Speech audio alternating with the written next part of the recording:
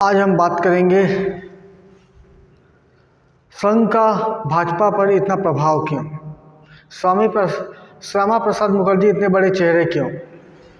दीनदयाल उपाध्याय कौन है और राष्ट्रीय राजनीति में हिंदुत्व की धार रखने वाला जनसंघ, इन सब पर संघ का प्रभाव कैसे पड़ा।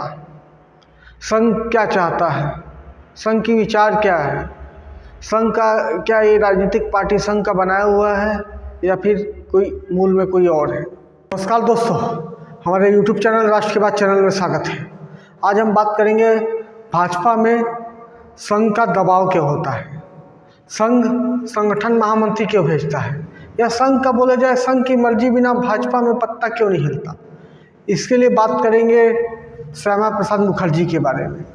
श्यामा प्रसाद मुखर्जी नेहरू कैबिनेट में मंत्री रहते हैं, इंडस्ट्रियल मंत्री, औद्योगिक मंत्री। जब हिंदू महासभा के नेता रहते हैं वो, तब उनका हिंदू महासभा के लीडर लोग से नहीं जमता है मंत्री रहते हुए। तो वो विचार करते हैं, विचार क्या करेंगे, वो सीधा इस्तीफा दे देते हैं उपाध्यक्ष पद से, हिंदू महासभा के उपाध्यक्ष पद से इस्तीफा दे देते हैं। इस्तीफा देने के बाद वो कोई पार्टी में नहीं रहते हैं और जीवन भर व्यक्ति राजनीति किया है। राजनीति एक शाख है, हिंदू महासभा में राजनीति किया और संघ का, आरएसएस का ऐसा लीडर था जो राजनीति करता था। संघ जिस समय जिससे पृष्ठभूमि में आया था, संघ के प्रचारक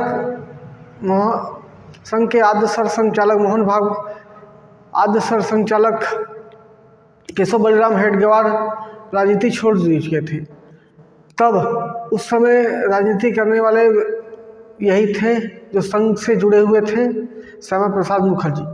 श्यामा प्रसाद मुखर्जी जब हिंदू महासभा से इस्तीफा देते हैं तब वो माधव सतासी गोलवलकर जी से मिलते हैं कि हमारा भी एक राजनीतिक धारा होना चाहिए और देश में राजनीतिक आवाज़ उठते रहती है। जम्मू कश्मीर से बलराज मधुक भी आवाज़ उठाते हैं कि आरएसएस का एक राजनीतिक विंग होना चाहिए और कई सारे हिंदूवादी नेता भी बताते रहते हैं।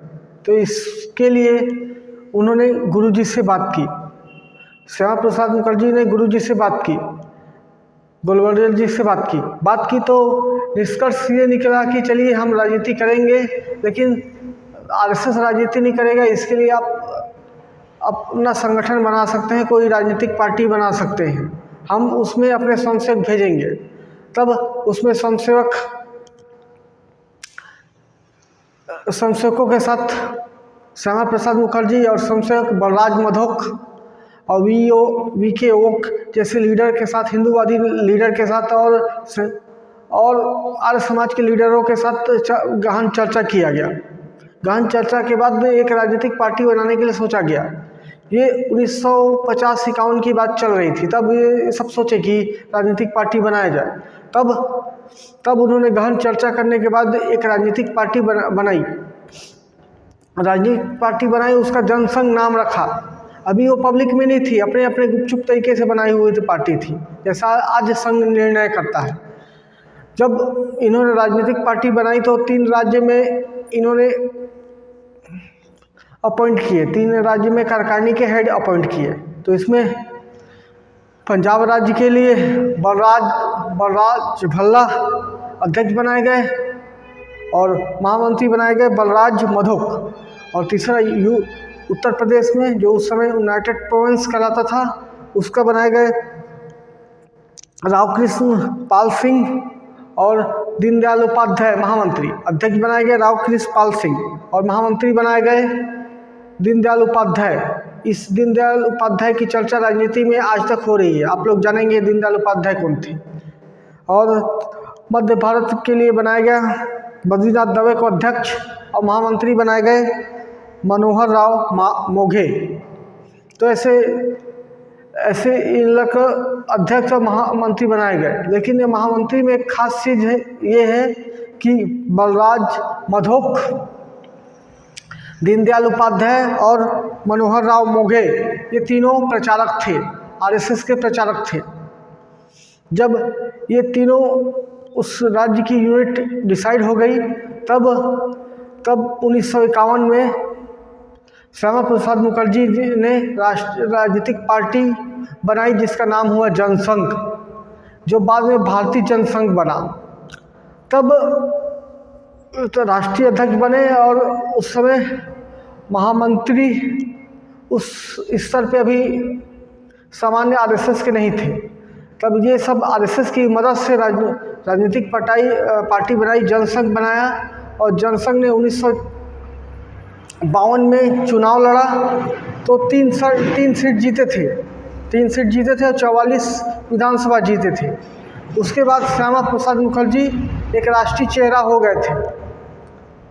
उसके बाद श्यामा प्रसाद मुखर्जी जी की जम्मू कश्मीर में हत्या हो जाती है और एक जनसंघ राष्ट्रीय नेता खो देता है। तब उसके बाद दीनदयाल उपाध्याय जी को राष्ट्रीय महामंत्री से इनको राष्ट्रीय अध्यक्ष बनाया जाता है। तब कहीं जनसंघ का बागडोर चलती है।